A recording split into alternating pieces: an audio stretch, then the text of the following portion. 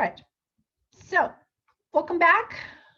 We met just a couple of weeks ago.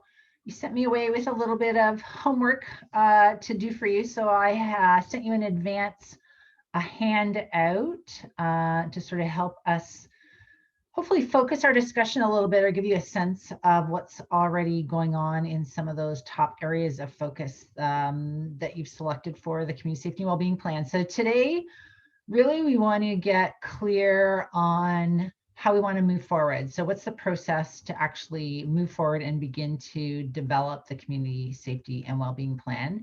And then if we have time, I put it on the agenda just so we don't lose sight of it. But we at some point need to begin to think about the governance structure for implementation. So how do we move it beyond where we are today, which is the planning stage? And then once we actually have a community safety and wellbeing plan, what does it look like in terms of moving it forward and the accountability piece around that? So that's sort of what we're going to do this afternoon.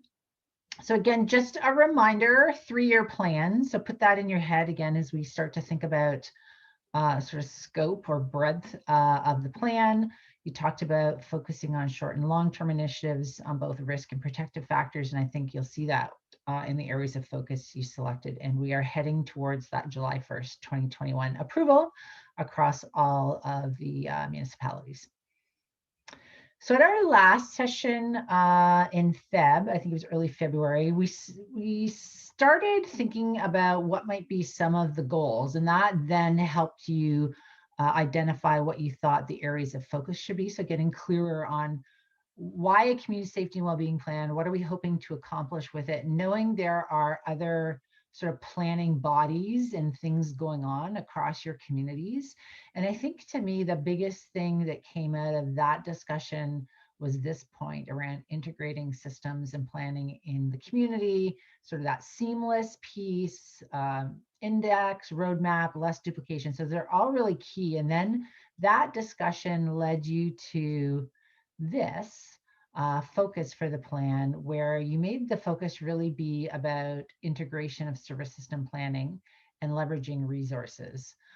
So that instead of each of these areas conducting planning on their own, I think one of the things that you and the advisory committee and the community were very perceptive around was that they're all actually interrelated. So how do we begin to plan in a more integrated way versus looking at them as silos or discrete categories for planning? So that was sort of the big thing. So that as we start to think about what's the process to actually develop the plan, I think you need to start to think about how do we flip it from, we have planning tables that work on mental health or housing or substance use and addiction, and how do we actually begin to integrate those topics and have an integrated discussion about those areas and what some of the priority issues might be in terms of moving forward. So it's just sort of a recap of where we got to at the last meeting. So then I provided you with a handout. So you asked me to go back and to go through all of the information that we had collected through the stakeholder engagement. So that's the document that I sent out to you in advance. So in that document, it's a lot broader than this, but you'd have seen each of the areas of focus. I went through all of the surveys that we did, the data walk session that we had with the advisory committee, as well as then identifying sort of the top areas of focus that the advisory committee identified if they did have a discussion about that particular topic. So again, giving you a sense of what some of those priority issues might be in each of those 1, 2, 3, 4, 5 areas. And then in the third column on your handout, you'll see a bit of an asset inventory. So what's already being done, and it ranges from planning that's currently underway to agency level in terms of direct services that are being provided in each of those areas. And what I put up here, because I think this is a helpful piece as we start to think about creating the community safety and wellbeing plan, is that there are, for the most part, in each of the 5 areas, there are planning tables that already focus individually on each of these areas. So not integrated, but individually. So for example, the Southwest Public Health, they're in the sort of beginning stages of actually creating a mental health and wellness strategy. They're nearing completion around creating a health equity statement. So they're sort of leading some work around mental health and wellness. In terms of housing security, so housing and homelessness, we've got a bunch of sort of different groups and planning tables. We have the St. Thomas Elgin Affordable and Social Housing Strategy, so a 10-year plan. We've got a bunch of community groups that are working specifically, for the most part, around homelessness. Under substance use and addiction, we have one of your community health centers leading the development of the Elgin Community Drug and Alcohol Strategy. Under education and skills development, we've got the Elgin Middlesex Oxford Workforce Planning and Development Board, who does planning in that area. We also have the Literacy Service Planning Table, who works in the area of literacy, because I know we were talking about digital literacy. And then in terms of public safety, we have our 3 police services. And then we also have a community sort of coalition, which is the St. Thomas Elgin Safe Communities Coalition. So they're interesting when you look at it. We do have sort of individual groups that are working on one of the topics, but sort of nobody who's doing that integrated look. Though you did used to have that community leadership cabinet. I'm not sure if it's still meeting, but that is a body that I think was taking more of an integrated look around sort of health and wellness in your communities. So that's just to give you a sense, again, as we start to think about what the process may be to develop the community safety wellbeing plan.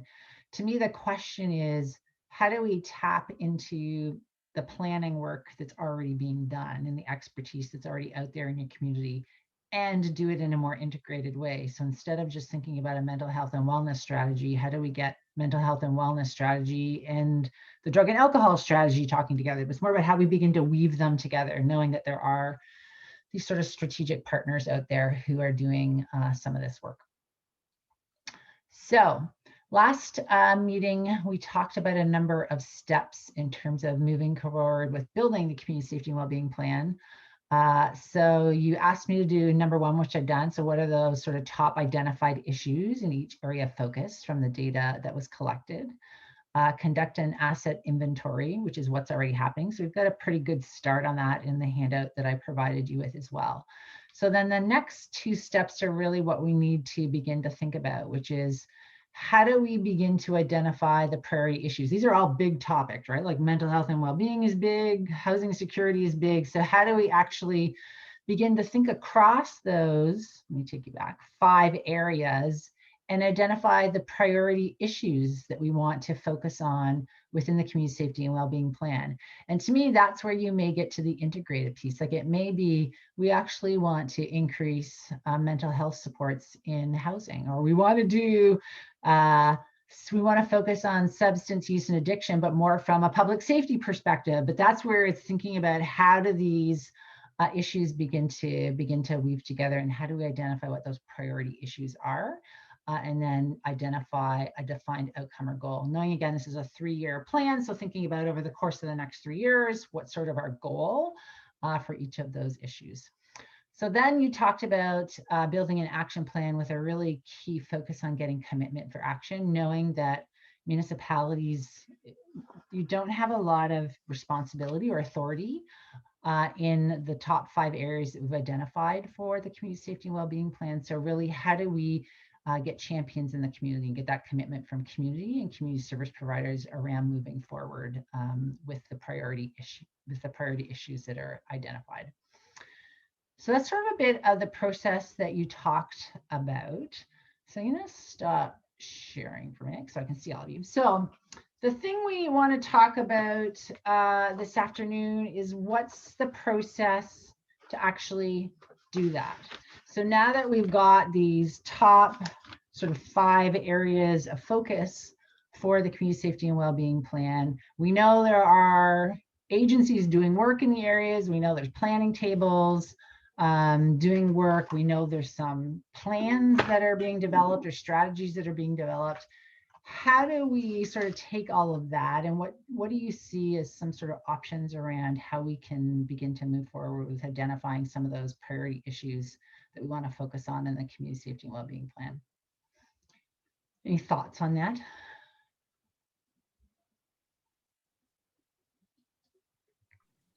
Mary. Jennifer?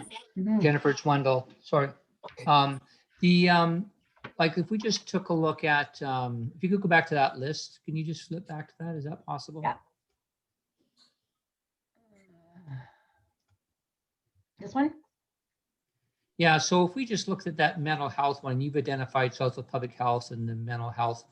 Well, what do we know about the actions that they're doing so that we're not reinventing the actions? So, but we understand those actions. Maybe there's some gaps and we need to support them. But if they've been tagged on that side, what do we know about what they're doing? Or should we ask them what their top 5 actions are in those areas for each of the categories, I guess? Yeah, so that the one you picked isn't a great example because they're just starting to develop it. But some of the other ones, I agree, there will be existing priorities. So that may be a good next step of saying, okay, what are you focusing on in terms of your top items in your strategies? Thoughts on that? Like I'll just continue on with another Yeah. comment. Like for example, under substance abuse and abuse and addiction, I have no idea what the Elgin Community Drug and Alcohol Strategy is or what they're developing there. It'd be good for all of us to know what that is, rather than us trying to invent action items for that. Let's hear what theirs are, and if there's gaps that they need us to help them with, and we can see where we fit in. Other thoughts? Mary, you wanted to jump in.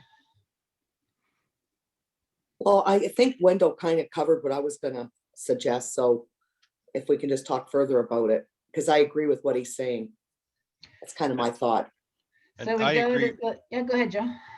Yeah, I agree with both of them. I mean, you stated that the Southwest Public Health mental health and wellness plan is just getting started. Well, wouldn't this be a great place for them to come sit if they're just starting a plan like that? You know, rather than, I get it, and I find it every day. Oh, I didn't know you were working on that. We'd love to help, right? I know I see Mary nodding her head. It just is, and it's not. I'm not exaggerating to saying it's every day, right? And when you sent this list last week, I went, gee, I wonder what is happening under the drug and alcohol strategy, because I was part of it at the beginning and haven't been invited to a meeting, and so I don't know where it is. But I guess I'm just asking is the first question of each of these groups, where are you at? What have you got done, and how can we help? Steve.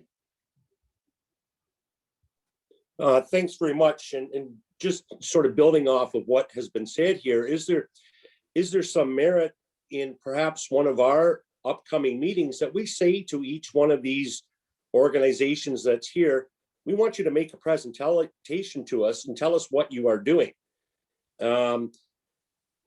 It strikes me, and we've talked about this before, about how much of this is really not a municipal responsibility, but it falls into our laps. But, in order for us to know who's doing what, is there some, or creating some sort of online summit that brings everybody together to ask each one of those organizations, give us a 15-minute presentation and tell us what you're doing. Thanks. Thanks. Other thoughts?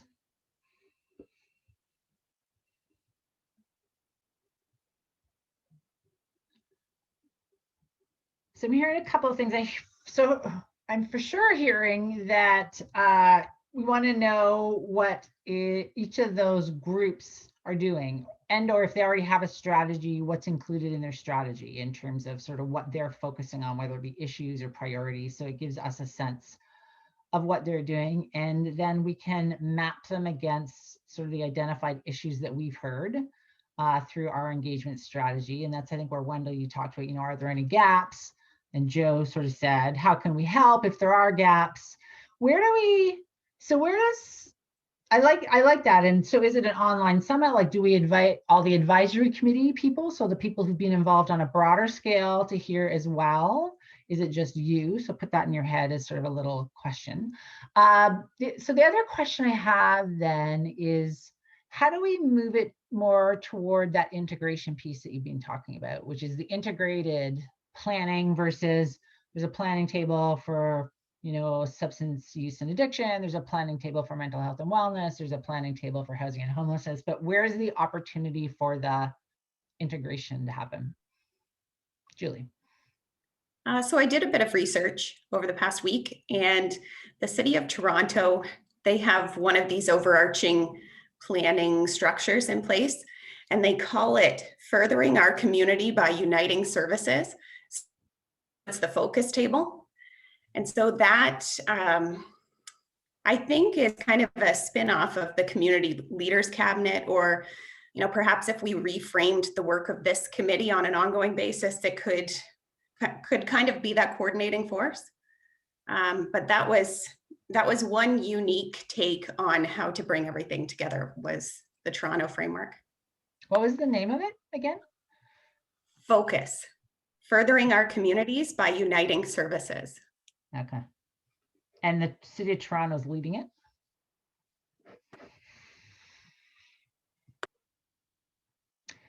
So what are your thoughts on, so that actually leads to that sort of governance structure piece, which is sort of on an ongoing basis. How do you sort of continue to create an accountability sort of body or mechanism for the work that hopefully will move forward with your community safety and wellbeing plan through implementation? And it could be something that you use as a starting vehicle to actually begin to discuss that integration piece. So if we had, let's say we had those list of tables or people leading strategies come and talk about what they're doing, then how do we, or did you see this body or some modified version of this body then facilitating a discussion around, are there opportunities for integration, like working across the sectors? So if I may, kind of building on all of this, like maybe a scenario is that this group or some form of this group is established in a formal way and going forward. And then as an example, maybe once every 6 months, we have a check-in with each one of those groups there, just to hold them accountable for the things that they said that they're going to do, or if they've recognized a gap that they need from this sort of a group that we've got here, then at least we know the baton is in someone's hand for the action, and they've got to come back and we want to come back and tell us what they're doing. Or if we identify anything at the grassroots community level that we think is not being addressed, then we know who we're going to talk to about relative to the priorities that we've set out in the safety plan. Yeah, it's interesting. I got a e-newsletter today, and it was about governance structures. Like, oh, this is sort of timely. And they were talking about circle. So having that middle circle, which is that integrated body, which could be you or some version of this committee. And it could be this committee with like the chair of each of those other ones sitting on it as well. So you get that piece. And then it had these other little circles around it, which sort of like what you said, Wendell, they go off. They're the working groups or the groups that are in charge of the different pieces of it, but there's sort of that bigger or middle circle that everyone is attached to, which allows for that more of the integration and that kind of discussion, and the accountability, not only accountability to that big group, but to each of the bubbles or the circles, and how do they work together? Joe? Yeah, and I don't see it stopping there. I see, I'm going to use the wrong word and call it preventative, but oftentimes people of good community spirit go out and try and invent something that is already there. They need a place to be able to go. I mean, I heard of a group wanting to start up a food bank because they thought that was really needed. Well, we have a fantastic one. Could you just take your people and go work with it? That would be the best move. But so if there is some sort of, as Julia said, some sort of focus group that to be able for people to come to say, is anybody doing this? All right. Oh yeah, but I don't like them. Yeah, okay, but we'd like you not to go off on your own and get separate funding. We'd like you to work with the groups that are already out there. So I like what Wendell has said, that we establish who is doing what, and we don't necessarily have to play in everybody's sandbox, but we do have to follow up. How are they doing? So then the starting point of that would be having each of those groups or leads on the strategies come and present to talk about what they're doing, so that you get a sense of what they're doing and they hear what each other is doing as well. Well, those and more. I mean, under mental health, you had that the Southwest Public Health was looking at it, but there still is, CMHA, the ACT team, the I can name 5 more groups, but maybe not off the top of my head. And I think even in those groups, there's a great deal of overlap that if they stayed in their own lanes, way more would get done. So we first maybe need to research not just the most obvious, but who is out there, right? And we may even surprise them that there's someone else out there doing exactly the same job as they think is the right appropriate job. Mary. Thanks, Jennifer. So I'm going to reiterate what Joe has said, because I wrote a few notes before the meeting, just key notes for myself, because this is tough, like trying to wrap your head around all this stuff. So Joe kind of hit it on the head there, but I wrote that in my notes that we're not reinventing anything, okay? We're not here to do that. And preventative measures rather than reactive measures. So that's the point, we don't want to react to stuff. We want to prevent it in the first place. And then I kind of put a note that it's kind of like one-stop shopping.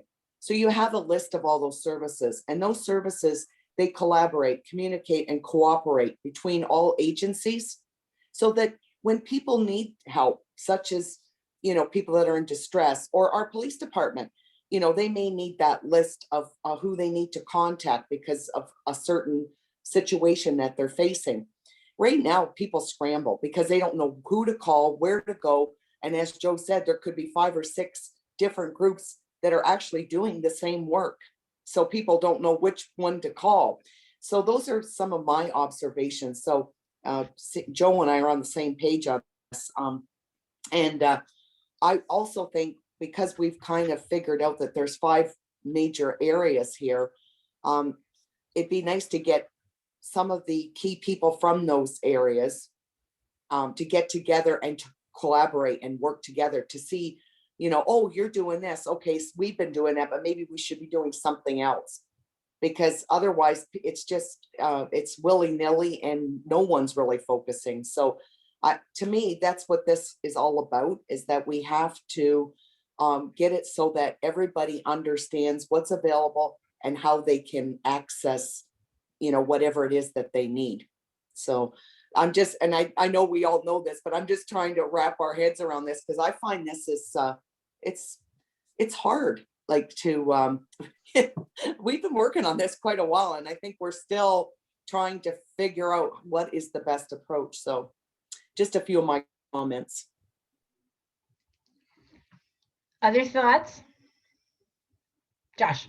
Just further to the, the one-stop shop sort of mentality, I think it's also important to consider a lot of these community groups and organizations maybe don't have a website, but they will have, a Facebook page or some other location where, literature exists on them. And that might be a good starting point, just to consolidate that and, to have it all in one place in the context of each of these sort of key initiatives that we're tackling with the plan.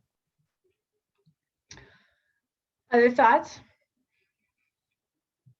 So I'm trying to make it concrete in terms of how do we build a plan, and it's, to me, it's blurry because we've got a process and we have a deliverable at the end, which is a plan, and sort of how do we get there and what's the right process to get there, and knowing as part of the process there are going to be, I'm gonna use the word, vehicles or bodies or groups to sort of help us get there. So that's sort of my head is.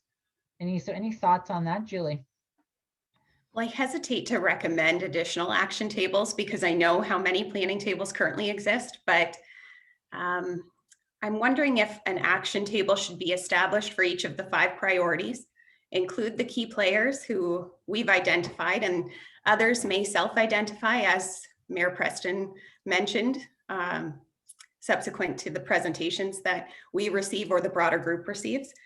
And then perhaps as a next step, those action tables would establish a framework that supports the priorities identified within the plan.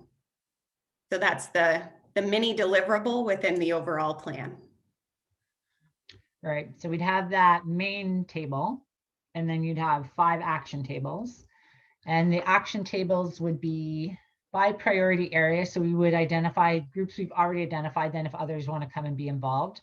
They would work though with the identified issues So identifying what's already happening, are there gaps based on the issues that we've identified? And then are there other sort of pieces we want to put into the plan to move forward?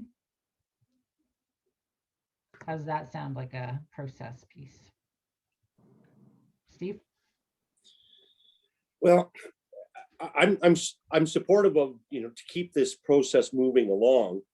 I think one of the challenge, I'll just pick substance abuse as an example, that, somebody's developing a strategy, but one of the things, my observations of substance abuse in St. Thomas is some people like some people don't like some people, and nobody, it'd be like herding cats to get everybody to play good together in the sandbox. And I don't know, as I say, I use substance abuse as an example. There's so much, and because of social media, you read all this stuff of who likes who and who doesn't like who, and it might be fun to get everybody sitting around the table, but I'll use another analogy, and it's the herding cats one. I just look at animal welfare in St. Thomas alone. We've got 6 different groups, and because somebody didn't like what somebody did, and I just see that as perhaps one of our challenges going forward. I think it's important to do it, and I like the idea of what Julie's suggesting of some specific breakout groups or whatever you want to call it. But it's how do we build on that list of what you did of existing tables as to who is doing what out there, because I think that there's a lot more going on, perhaps by some individual groups or churches or organizations or individuals that may not be captured in the inventory that's already been developed.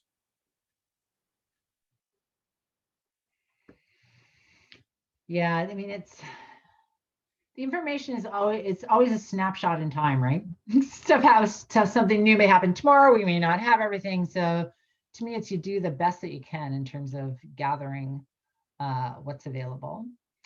I mean, the community safety and wellbeing plan also can identify what's already happening in your community. It doesn't have to be that it's all new sort of strategies or actions that go in it. So it could be that, oh, we identified this is an issue. Well, there's already a group where's the one that I saw?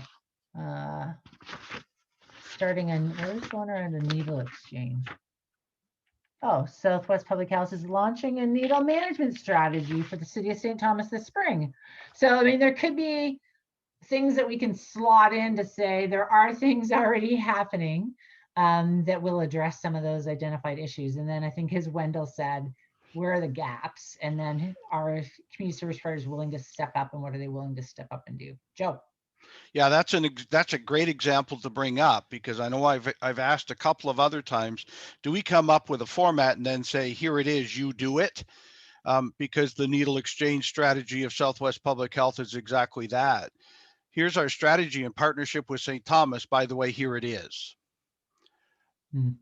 So we need to make sure that if all we're doing is tracking and ensuring that things are happening, I get it, right? But you gave an example of we have to be careful we're not coming up with something that isn't currently being done and saying, by the way, all you municipalities or all you groups, go ahead and do it.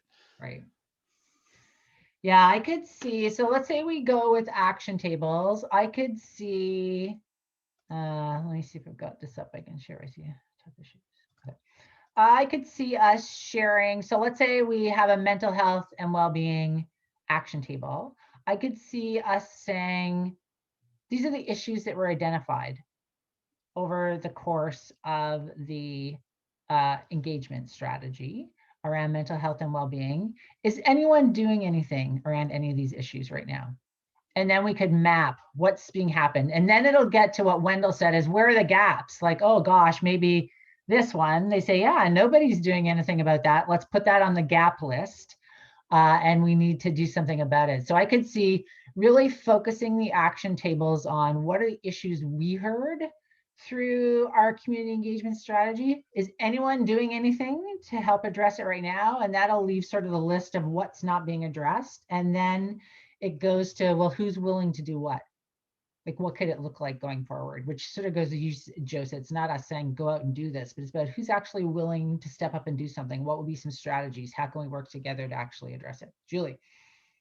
I think it might also be equally important to identify the overlap in who, so we identify the gaps, but we also identify which organizations are doing similar work. And that's important because one of our overarching priorities is to integrate and identify simpler systems for the end user. Yeah. So it could be looking at sort of overlaps or duplication, which could then open up capacity, right, to do something different if someone's already doing it. So what do you think about that as a process? So we'd actually really focus on the identified issues through our process. And out of that may fall some of those integrated issues where it's like, oh, it is mental health and housing. We need to get some sectors together to actually talk about or generate some potential options or solutions or strategies going forward.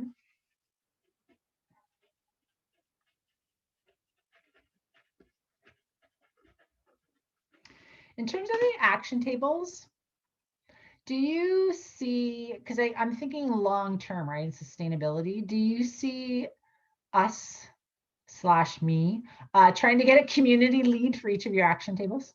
Like someone who's willing to lead it? Yeah, Julie? Well, I wondered about either a community lead or whether it should be someone from the higher level group, the focus group. So yeah, everybody can then kind of track the progress, help facilitate those meetings, and still streamline our own approach so that that disconnect isn't there. Yeah, that's a great idea. So let's go back to that circle group. The first circle group that Wendell talked about, which is sort of this group or the core group, or Julie being called the focus group. That makes me think of a focus group though. Capital FOCUS. Who would you see sitting on that?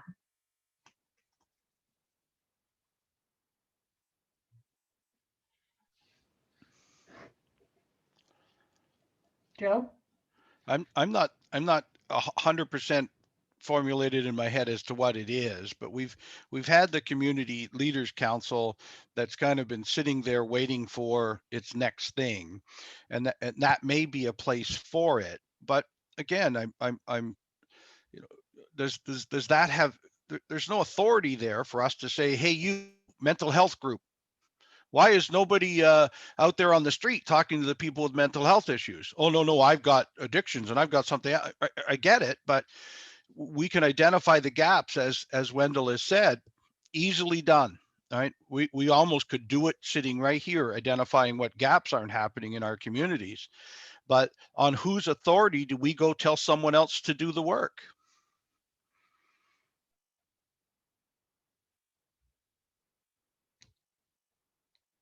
To me, that's it's the discussion. People have to be willing to step up to do the work, and or as a group, you have to apply for funding for it. You have to advocate, like to think about all the levers you have to make changes. So I was going to tell you about some funds. So you know the Healthy Communities, Canada Healthy Communities Initiative just announced funding. Their first applications are really early, March 9th, but there's another round in April, but that's more infrastructure related, but it's certainly around community safety and well-being. So there could be a very quick opportunity to look through sort of the issues that we've identified and say, as a community, do we want to apply? The funding can range, I think, from $1,000 to $250,000. Like, it's a big range in terms of funding. So there could be some opportunity there for funding. I mean, that's always the hard part. So resourcing it, right? And leveraging the resources. And well, and I think we're assuming that all of the groups that are out there actually doing something have found some funding in their own right.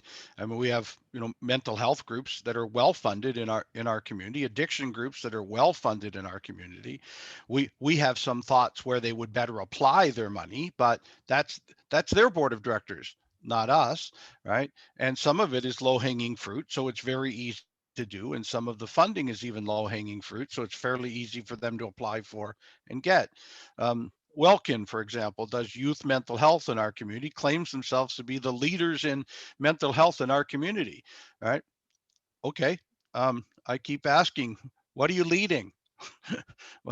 what are we doing that's getting us that result? But I don't want to mess with their funding. In no way do I want to somehow say, why is this group getting funding and they're not doing work? Because maybe they are doing a great deal of successful work too. But we're talking about street level mental health that needs to be addressed. So I've been everywhere from the hospital through the CMHA and through them to say, street level, there's people out here that have serious mental health issues. Yeah, we're working on that. Okay, in what way? That's and as the mayor of a municipality, I have no authority over their action, or I can certainly suggest to them, hey, if I can show you where the problem is if you need a direction, but I can't tell them that that's what they'll now work on instead. So I hate to keep bringing that up. I love the fact of putting a overarching a well-researched who's doing what program together, so that we can, through peer pressure, try and get someone to fill in those gaps, right? I think that's quite important. So I'm not saying no to the process. I'm just saying, on whose authority do we tell them where the gap is? Yeah, I mean, all you can do is identify gaps, and that's certainly what the plan is about. And then to me, it's the question is who's willing to do something about it. This is what your community is saying they need, and what the issues are, and who's willing to step up and start to fill the gaps. And that's where you need your community partners to take a look at what they're doing and say, yeah, maybe we don't do ABC anymore, but we switch and we do BCD, because community needs change all the time. And how do you continue to be relevant and responsive as a community agency in terms of what the needs of your community are? So to me, that could be a really great focus of this table and the action tables, is how do you continue to be responsive? To me, it's how do you also continue to carry on the learnings from COVID, which is, gosh, we can respond quickly. It doesn't have to be a year-long process to actually flip and do something differently. We do have the ability to do it. So how do we continue to sort of take those learnings and use them in our community as well in terms of responding to what the needs are? Steve. So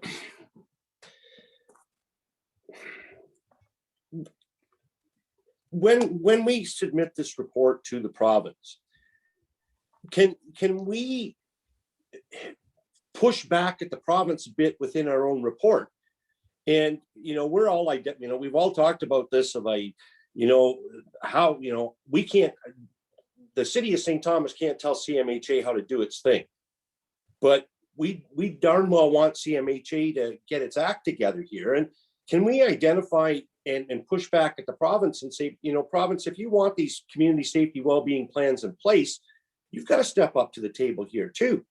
And you have got to, you Minister of Health responsible for mental health, has got to be saying to these local mental health association organizations, look, get to the table and develop your own local plan. But that's where I see is this challenge of, we can, and I still like the idea of where Julie's coming from of having these groups and having this week it's mental health, and next week it's housing, next week it's substance abuse, and bring them all to the table. And I don't know, maybe the term is a little, not necessarily read them the riot act, but, have someone as a spokesperson from this group, i.e. the mayor or the warden would probably be the best, saying, look, folks, we need you to get your act together and start working together and bury some of those things and because it's challenging our respective communities. But anyway, that's some thought. You twigged something for me, so I made a little note, is when we complete the plan and it goes to your respective councils for approval, we could have some recommendations around messages you want to send to the province. So they could come out of your resolutions, right? It could be something around funding. It could be something around advocating, asking the province to ask people to work together, but whatever you think, but there could be some recommendations that we have councils approve as part of approving the plan that actually point to roles you'd like the province to play in implementation as well. Like that could be a way to sort of build it into the approval process.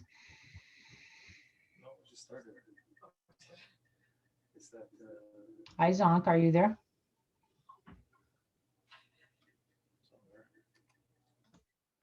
He's in, but I don't see him. Okay, so let me go back. I asked you the question, and I think Joe started by talking about community leaders cabinet, but I asked about who would be in that circle, the core sort of governing table. Is it this group? Is it this group expanded? Who's the community leaders cabinet? Is it like this group? Julie, no, it's not. Hi, Jennifer. It's like nothing you've ever seen. No, I'm just kidding. It was the previous mayor put together a number of community leaders, certainly across the social service sector and certainly across the health sector and the municipal sector, and a little bit of business mixed in too, to try and meet and to talk about certain issues. We've used it to speak about transit and some other things, but we haven't met of late because there hasn't been an overriding issue that all would be involved in. But this is a pretty comprehensive plan, but I'm not certain if it isn't this screen that I'm looking at that needs to kind of be the basis of fact for this one, more than a larger group. Because if we're going to do circles of friends, pardon the pun, then some of us will be in more than one circle. And so keeping whatever group in the center smaller is probably better than larger. Chris, you wanted to jump in. I would agree with that. I sat in on a number of those community leaders cabinet meetings, and there was a lot of people involved. And like the mayor said, you get too many hands in the pot and you don't accomplish anything. And at those meetings, we had several representatives from the same organization. Why? I think you need to have one person, and we know the key issues that we are dealing with. For example, policing. I would recommend that we have one person recommend or support and represent policing.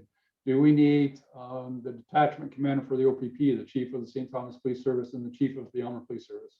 We are all dealing with the same street level issues when it comes to mental health, addictions, poverty, homelessness, and petty crime through the roof.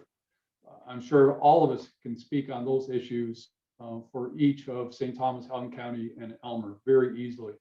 It's the same thing with mental health. How many mental health people do we need at the table? Who's the mover and shaker in mental health? Is it someone from CMHA? Same thing with addictions. And I agree with the mayor when it comes to addictions. Where is the help with addictions on the front line? Because I'm not seeing it, and we desperately need it. Same with any other community partner that we have done it. We have 5, I believe, key issues that we need to address. But who are the people in our community who's going to sit in a group and is going to make things happen? And it can be decision makers as well, and take it back, whether it's got to go to STAG, whether it's got to go to Southwest Public Health, whether it's got to go to CMHA, the city, or the police. Well, we can get the job done. We have been spinning our wheels for a very long time. The mayor and I, and I'm sure other members here on the screen, have sat in on a number of meetings talking about these issues over the past several years. And what is happening?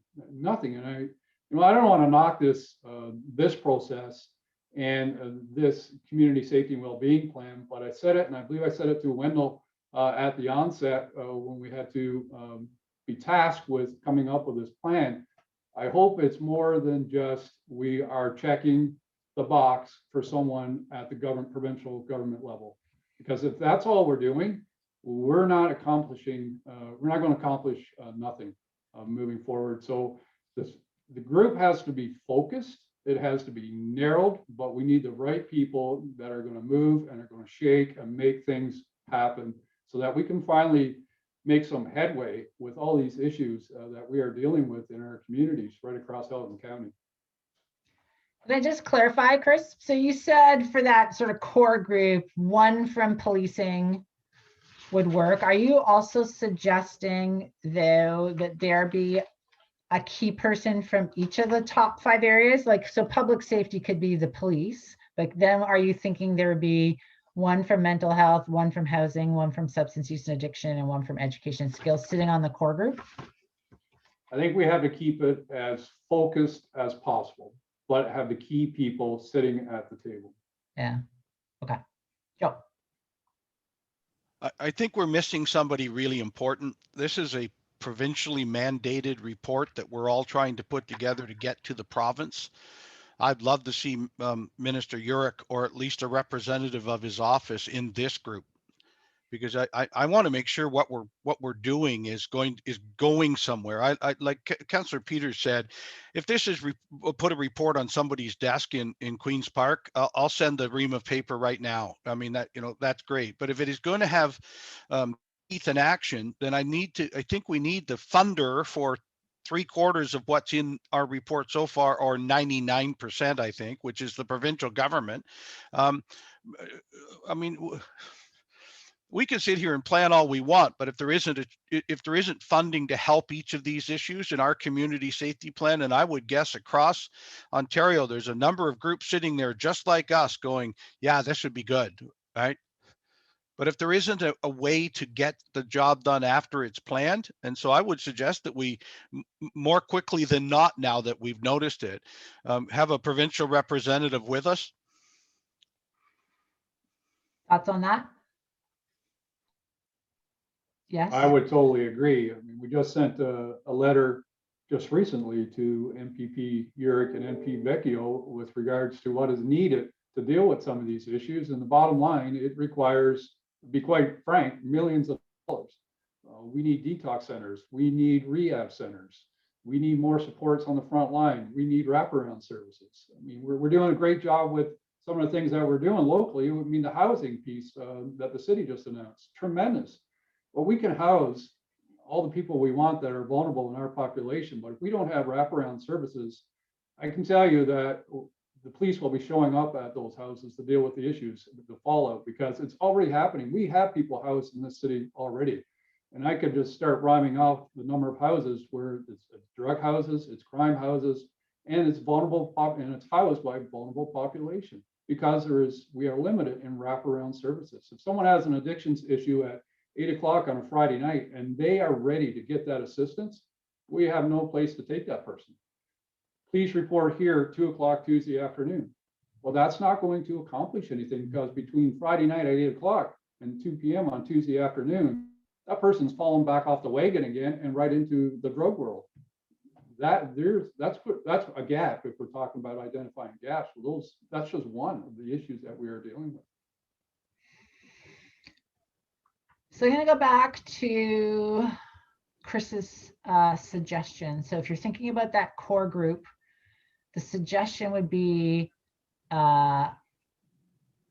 small as possible, that you'd pare down. So instead of right now, you have 3 police reps, you'd have 1 from police services, and that we would add in. So I was going to ask if Wendell, you could represent housing from the city perspective, and then you'd add in 3 more. You'd add in a mental health rep, substance use and addiction, and an education and skills development. Yeah, well, whether it's me or we have our housing lead, like we've got an expert in that covers the whole county, not just the city. So we could certainly do that. Jennifer, I hate to do this, but I just want to give you a little housekeeping thing.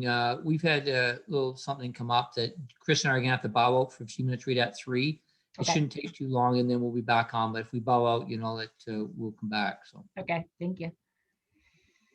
So what do people think about that? If we leave you as the core group, and then add in sort of a key expert from the 4 areas. If we tap one of you police people to be the public safety one and sort of to chair that action table, then we would have 4 other people that would come into the group.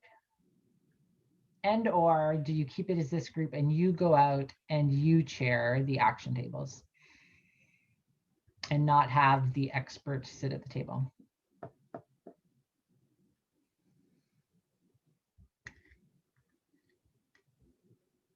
Well, it seems to me we might get more decisive action and results if we could limit it to 4 and they were the right people, Yeah. because they were not ping-ponging around from one meeting to the next. If they're right at the table with us, that would be helpful.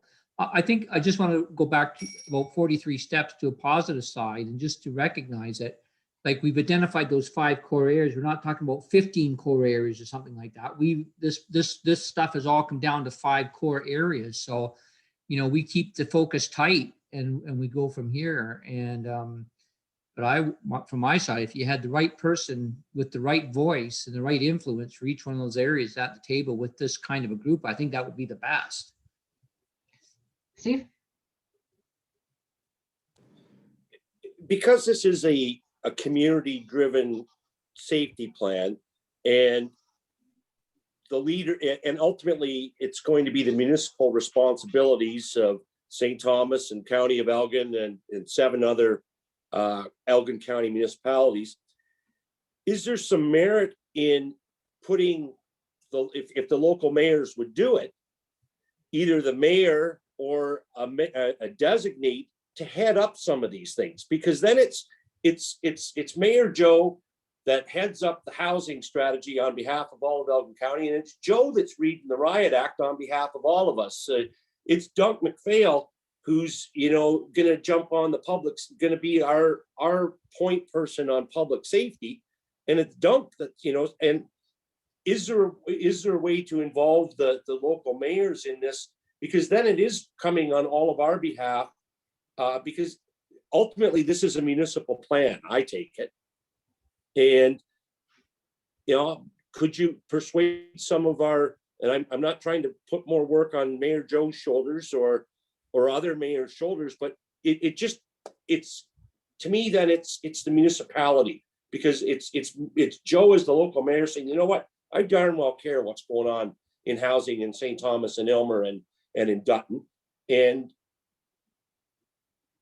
anyway, my 2 cents. What do people think adding local mayors? I would definitely support that. They are the head of our communities. And if anyone has decision-making authority, it's going to be our mayors, at least to take it back to council and have that influence. So if we did, so let me sort of map it out. If you had the local mayors, that would be, they're 8, right? You have 8 municipalities? 8? And then St. Thomas. 7 plus St. Thomas, so 8 in total. There'd be 8 mayors. 8 mayors. Then we've got, right now, we've got sort of 3 CAOs. We've got St. Thomas, Elgin, and Aylmer sitting at the table. And then we would have your 5 leads. Police for public safety and 4 other leads. That would be 5, 8, 16 people. Thoughts on that? Well, I guess from my side, I would say, and I don't disagree with the mayors, but I would say as CAOs, we wouldn't need to be officially on the committee. We could be supportive of the mayors. I think it's more important to have those technical people in each of those areas, just to keep the group as condensed as possible.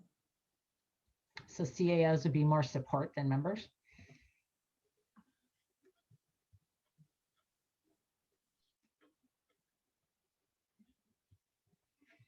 So that would be your 8 mayors. Oh, forgot your MPP.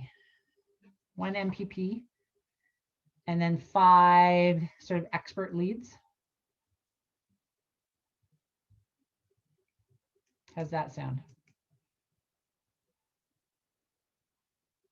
It's Steve here. I'd just like to hear from either from Mary or Julie about railroading a bunch of mayors into a new project. Good question.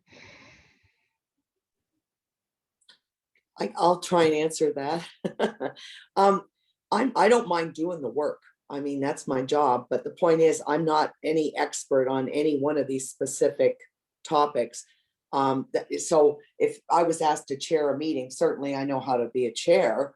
But the thing is, I'm not an expert in any one of those particular 5 areas. Now the one area, the police will be looking after it. So basically there's 4 areas. So I'm not sure. And, I've had experience with huge, we have one committee that we work with all the time, and there's about 14 people on that committee. It gets a little overwhelming. So I don't know if how many people did we say, Jennifer, that there could possibly end up being on the committees? 16, was that the number? Yeah, 16, maybe 17 with the MPP. Sometimes I find if you get too many people together and you don't get anything done because you've got 16 different ideas. So I'm not sure. I'm not against being a chair. I'm not saying that. I'm just wondering if we get too many people on the committee, is that going to be a good thing? I'm not sure. That's just my take on it. Julie. I'm just wondering about seeking out support from 5 key mayors as champions. So asking for volunteers to lead strategies rather than having, everybody participate, because there's only 5 strategies again, and we have to keep coming back to, having a high functioning, nimble group who can act on these priorities quickly. I'm wondering too, as you're talking, especially as Mary, you said too, around the expertise, I'm wondering if your action tables are co-chaired by a mayor and a expert. So let's say the public safety would be chaired by Mary and Chris, or Mary and Zonk, or Mary and Mike. Like it'd actually be paired. So it'd be a co-chair with like a community co-chair and a municipal co-chair. What do you think of that, Joe? Yeah, I was going to suggest that, yeah, I agree with Mary. It's getting to be a large group that are not knowledgeable in all of the subjects, no fault to the mayors, but they don't have some of them in their own communities. If I could make a suggestion that it be a mayor, or as someone said, a couple of select mayors, or myself and the warden, to give an equal amount of kind of population coverage from the city of St. Thomas and the rest of the county, that may in itself be enough. That would mean the warden, though, has to report it back to county council and to the rest of the mayors, Yeah. just like I would have to my council as to what projects are going on. But that may be because of the, really the split of population across Elgin County, half St. Thomas and half Elgin County, be maybe more appropriate to keep the group small. Just my thought. Thoughts on that? So having the warden, the county warden, actually being the designate for the smaller municipalities in Elgin, and then making sure that communication is happening that way, and then having the mayor of St. Thomas as well, that those would be, and then an MPP, so the provincial, so you'd have sort of 3 elected officials. Thoughts on that? And then add in your 5 leads from your action tables. That would give you 8. And then if the CAOs want to sit in for support, 8, 11 tops. Thoughts on that? Julie, if I can ask Julie, I've just volunteered your warden for an awful lot of work, and he may hate me for doing so, but what do you think of that as the mix rather than a large group as the mix? I agree with Mary. Sometimes a large group of personalities like us mayors doesn't always get a lot of work done. Right. I think it's great, and I think you'd get the support of all of my past wardens and my current warden for a community initiative like this. It's top priority, so I think they'd be pleased. Without speaking on their behalf, they'd be pleased to lead this sort of initiative. So let me go to the 5 areas. So we know we'll have a police lead for public safety. What agency do you think we should tap to have a lead for mental health and well-being? if I can suggest, I mean, might be obvious that it's CMHA, but that to me isn't as obvious as you might think. I think truly we have to ask the group of them, CMHA, the ACT team, Welkin, the hospital itself, and maybe even 2 or 3 others. Who do you want to represent you at this table, knowing that they may come back with decisions for some others to follow? But I think that's a far better way to get the buy-in as to who should sit at the table, and knowing that direction may come back from that table for the larger group to do work. Great. So if we actually convene the action tables and then have them identify who the rep will be at the core table? Nod, yes. Okay, great. All right, let me recap where we are. We have 5 priority areas for the community safety and wellbeing plan. We are going to have a group in the middle, whatever you're going to call that, something, the focus group, the core group, the middle circle group, with the Mayor of St. Thomas, the county warden, provincial MPP, 5 leads from each of the priority areas, and the 3 CAOs, the sort of ex officio. Then you're going to have 5 action tables. There'll be an action table for each of those priority areas. And that as a starting point, we will convene those action tables and get them up to date if they aren't on the community safety and wellbeing plan. We'll show them the identified issues. We'll map what's already happening in each of those issues, so we get a sense, looking then at potentially where there are some gaps, where there are overlaps, and are there any integrated issues that we need to be taking on. And then we'll ask each of those action tables to identify a rep who will sit on that core focus table in the middle. Mary? Just a comment, 3 CAOs, really would it not be just the 2, Wendell and Julie?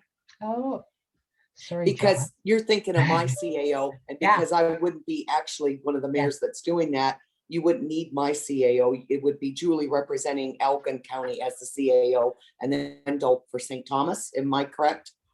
That's correct. So 2? Yes. People think, yes? Nod, yes, 2. Okay, so it'll be St. Thomas and then Elgin County. Thanks, Mary. So how does that sound? That's a bit of, so that's a structure, and it's also a process to continue to move it forward. How does that sound, Julie? I just had one more thought. Without making the group any larger, are we excluding anyone who provides perhaps funding to some of these community-led initiatives like United Way? And do they have a spot on this committee? You know who else who is really keen is your community foundation. That's an interesting question. Is where do they fit? They don't, do they fit at a specific action table, or how do we? That's a great question. Joe? Would be my thought that the action tables are the ones going to be looking for funds to accomplish activity. Once they find where the gaps are, or funding to help fill that gap.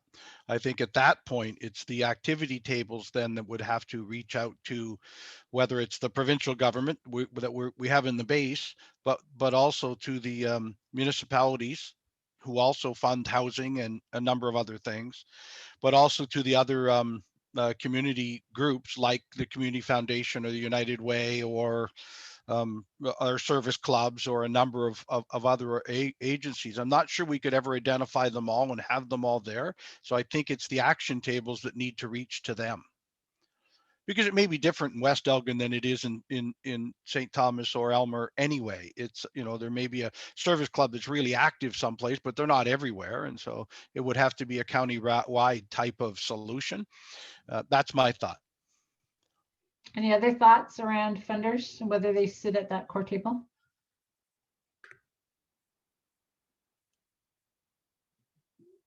Julie? I just think it might be helpful to come up with a list of those potential funding agencies to have somewhere in our back pocket to be able to give to the action planning tables. So I totally agree, Mr. Mayor, that we have to somehow capture those funders, and maybe a consolidated list. We'd seek the help of our municipal partners to come up with that list of service agencies United Way, Community Foundation. And not to say that the core group wouldn't call those funders to that core group's meetings to suggest we need your help across the spectrum of more than one of our action committees. I'm not suggesting we never speak to them, but I'm saying it's as much of a, they fund projects as much as anything, and that would be what we're really looking at here, I think. Jennifer, about maybe 4 years ago, somebody pulled together a really good who does what community, created a who does what community directory. I remember Karen had them, they would hand them out to, some people at the food bank, but it was, I remember looking at it and it was very comprehensive. And, it just might be a good resource tool to have as you start trying to create invite lists. I'll send her a note and see if she still has any at the food bank. It seems to me the health unit might have done it, but it was really comprehensive. Okay, thanks, Steve. If you can track it down, let me know. I'll also use, we've got a really great list from the advisory committee of people who signed up to be involved, and I've sorted them by sector. So I'll start with that for the action tables, and as well, I will send out an email to all of them asking if they're interested in sitting on any of the action tables, so that we'll get, ask them if they want to be involved.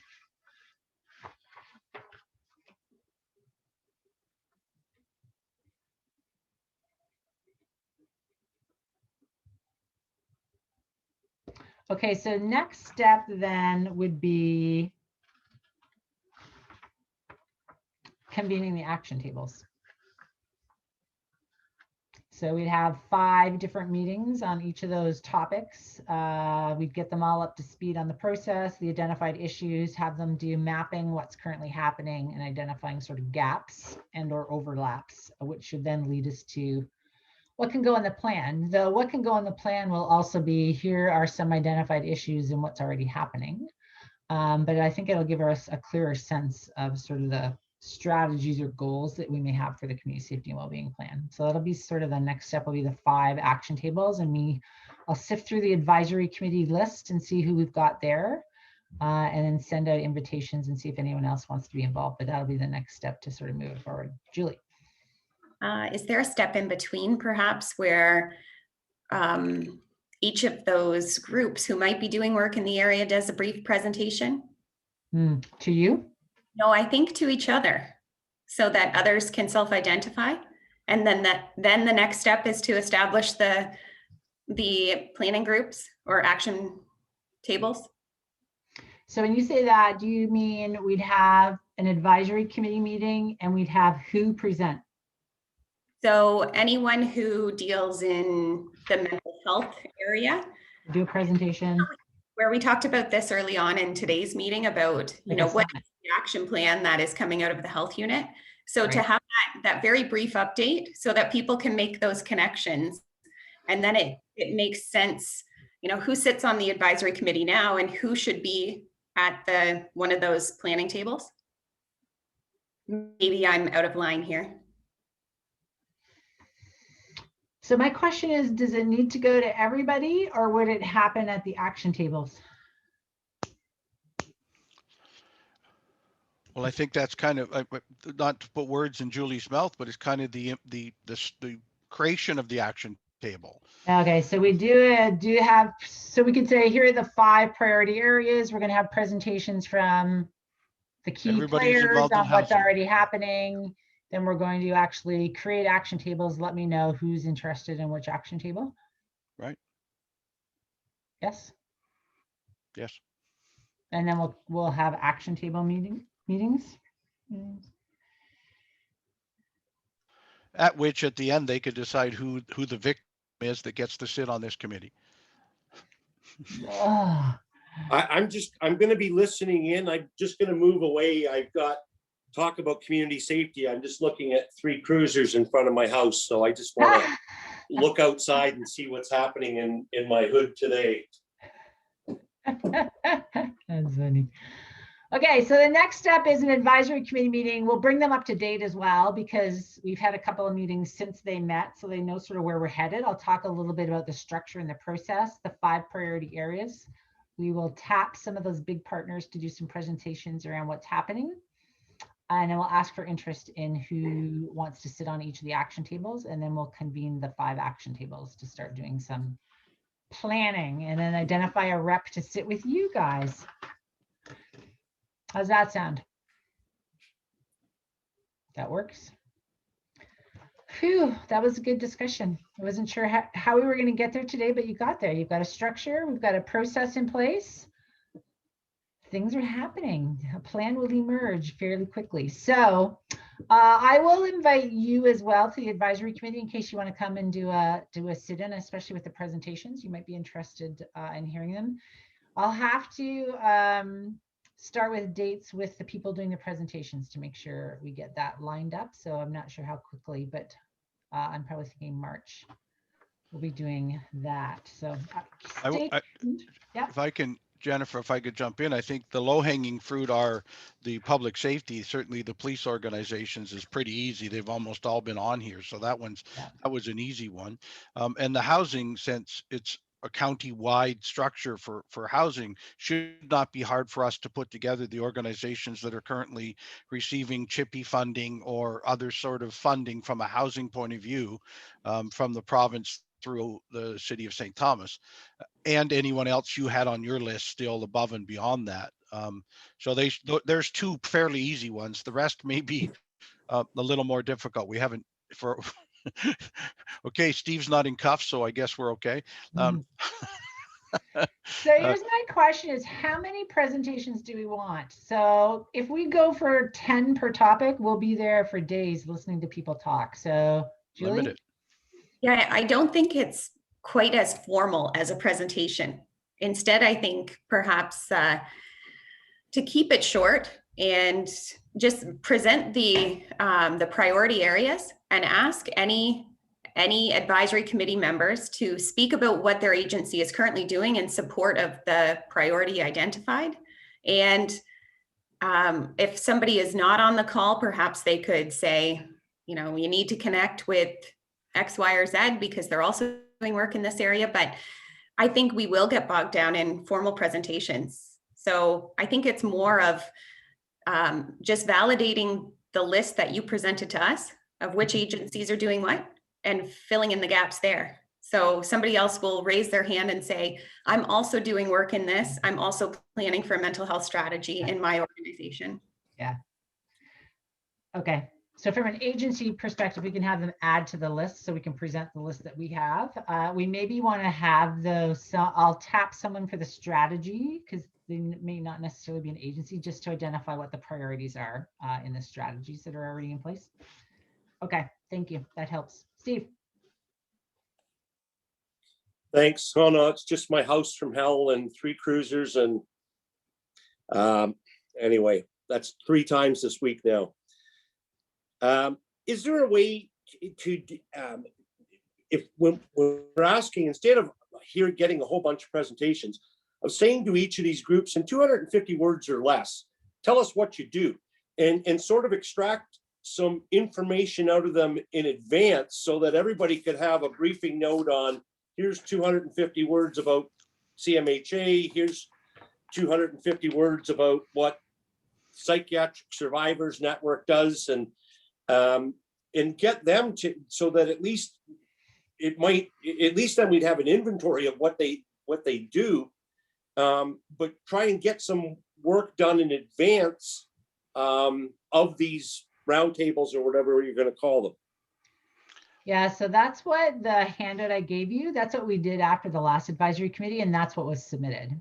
So not everyone submitted, but that's sort of what we got based on that request. Joe. I love what Steve just said, but you're right. Getting it is the issue. But can we have another 250 word document from you as to where do you believe the gaps are in the community? Not in your organization, but in the community, so that they're saying what they do and then are also saying where they recognize gaps are, which usually is somebody else's responsibility and not theirs. But I think that's the way we get the gaps on the table, to say who's taking them, who's helping, who does do it already. The advisory committee did that as part of their data walk. So they went through Yes. each of the priority areas with the data and identified sort of what they thought the priority issues were. So I'm not sure we want to take them back. The Okay, large well, group then of let's that, I take the think the information. action tables, yes. Yeah. Great. think So we- if we already have that information, it can be a handout. Here's Yeah. where you already said the gaps are in our community. Right? Yeah, I think we can give them this, what I gave you guys, because that's what it is. Those are the identified issues that have come out through all the engagement that we've done. That's the list of assets that we have so far, and that we can use that as our working document and then ask people to continue to sort of add to it. Julie. So I'm just trying to simplify this next advisory committee meeting, and I'm wondering if, going back to your point, which was, let's rely on the list of, say, housing support services that are part of the advisory committee, and let's slot them into an action table and then get their feedback on that. And then as part of that process, they can identify what their priorities and goals are. So So versus bringing everybody together, we try to sector it. maybe, I know. I just kept saying, what's the value? So what's the value in bringing everybody together to hear everything versus the value of, let's pull, I send a note to the advisory committee saying, here are the 5 priority action tables. If you're interested, let me know you want to sit on one, and inviting the people that we know are part of that sort of sector as well. And then doing that similar process, but with a smaller group within their area of focus, right? Versus everybody sort of listening to it.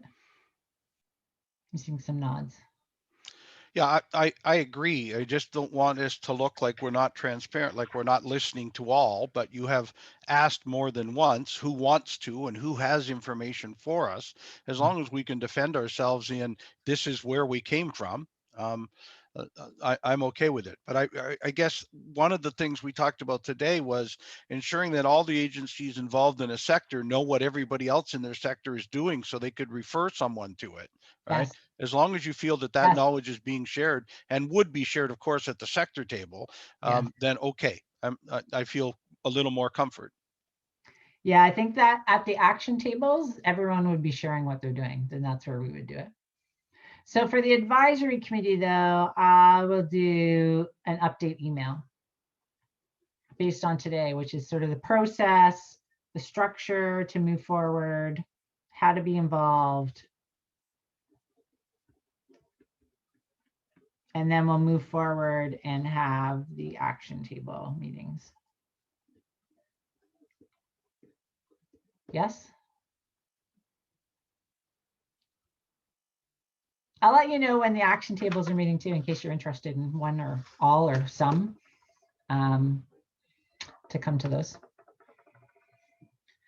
Whew, that was good. Final thoughts? Julie. I know I mentioned this at the last meeting, but I really don't want to lose sight of this as the coordinating committee. Is just how we will promote the plan and seek support from local agencies, specifically their governing bodies and administrative staff, so that we work out what that process looks like well in advance of June and July.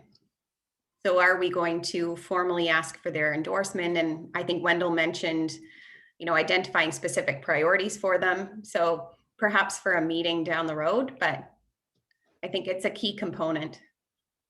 I'll add that as an agenda item.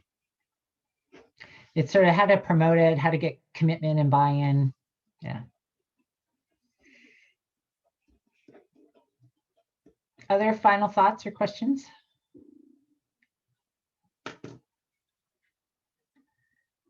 No? All right, so I will copy you all on the update email to the advisory committee so you can see that. And then I will also invite you to the action tables. Feel free to come or not, depending on your level of interest. And then once we've toured through the action tables, we will reconvene to see where we're at and see who else might be joining you at this table. How's that sound? Great. Good, thanks. Good discussion this afternoon. Nice seeing you all. See ya.